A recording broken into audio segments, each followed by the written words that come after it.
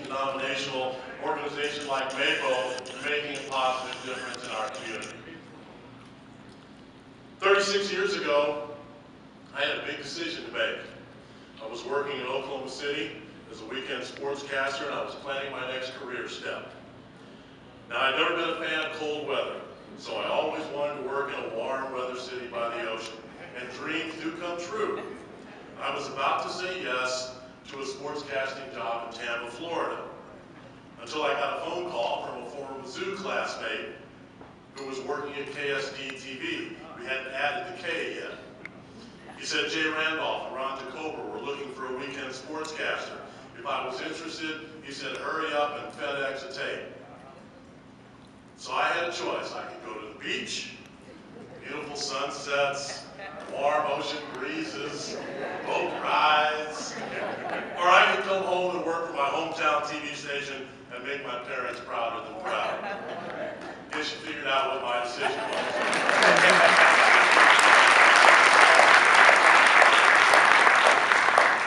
KSD took a chance on a 25-year-old who had a little talent, but was very green and had a lot to learn. Somebody saw something in me worth taking a chance on. Now, the pace is pretty fast in television news, so I don't spend a whole lot of time reflecting on my career. There just isn't time for it. You have to feed the beast. That's how we describe coming up with story ideas day after day after day, feeding the beast. Well, 36 years ago, if I had zigged instead of zagged, my life would have turned out a lot differently. 6 months after moving back to St. Louis, I met my future wife.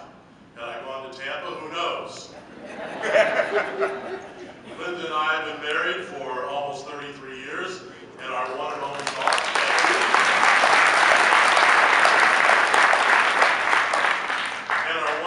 daughter, I call her my favorite daughter, is weeks away from completing her master's degree in early childhood education.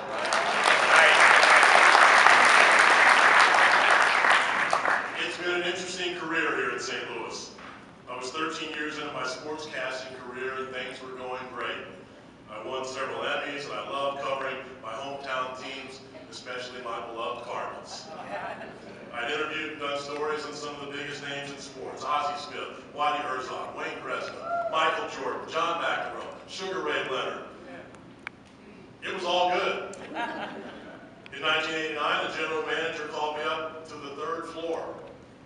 And whenever you get called to the principal's office, you start reflecting. You start wondering if it's good news or bad news. This time it was unexpected news.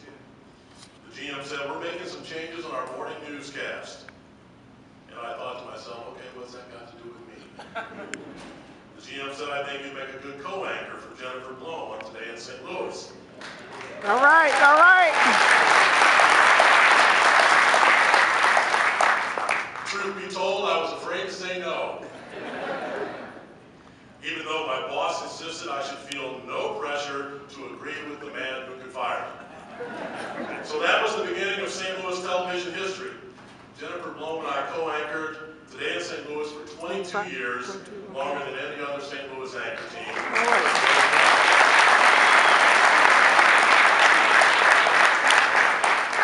A couple of years we had the highest local ratings in the nation. Now in school, they usually separate the class clowns. Apparently they didn't know any better at KSDK. They sat us right next to each other. And luckily the audience over time let us be ourselves. Two broadcasters who take their job seriously, but recognize there's a little humor in a lot of things. People tell us we had chemistry. It clicked. We went from being Jennifer Blome and Art Holliday to Jennifer and Art. Just one word. The hours were tough, but we enjoyed working with each other and had a blast serving our community. When I joined the show in '89, it was 30 minutes long. When I left 22 years later, it was a 3-hour show, an indication of how important morning news became in the TV industry as a whole. Now, one thing I've learned, if you hang around long enough, people give you awards and recognition, kind of like tonight. The most unusual award I've ever received. Back in 2003, I opened a letter from the University of Missouri, and I figured it was time to make another donation to the journalism school. Not quite. some new dormitories, the university decided to let the dorm residents name their floors after alumni who were still alive. That part was good. The letter writer was asking my permission to name the third floor of Excellence Hall Holliday House. Now, at the time, I remember thinking two things. First, this has to be some sort of a hidden camera television show, like Punk'd. You know, I kept waiting for Ashton Kutcher to come out and say, "We got you." Either that or it was an elaborate prank set up by Jennifer Blown, who's been known for doing that sort of thing. And then I thought, there must have been some kids on that dorm floor who did not live in St. Louis and had no idea who this Art Holliday guy was, but apparently they got outvoted. Now, if you're a Mizzou basketball fan, I'm sure you remember John Sunbolt, an All-American guard during the Norm Stewart era. Sunbolt also had a floor named after him. And during the ceremony, which featured alumni who were astronauts and judges and longtime Mizzou professors, people much more accomplished than me, Sunbolt and I looked at each other as if to say, "Can you believe this is happening?" I still don't believe it.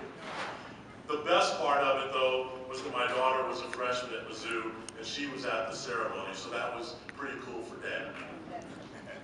Like today, it's incredibly flattering that someone thinks that I deserve some recognition for my work. Now, I'm not being falsely modest when I say I'm not sure what I've done to deserve the recognition. I'm just a guy who came to work every day, year after year, trying to tell interesting stories in my hometown. Trust me when I tell you that you have to develop a thick skin in this business because you get criticized from time to time for a variety of reasons. Sometimes it's deserved. So this award means a lot. Thank you very much for the special recognition, and MAPO, keep doing what you're doing. 2015 MAPO.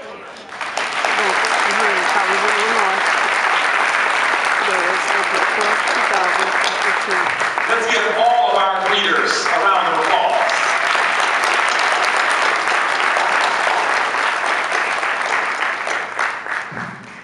Now we're on to that star-studded part of the program where you're going to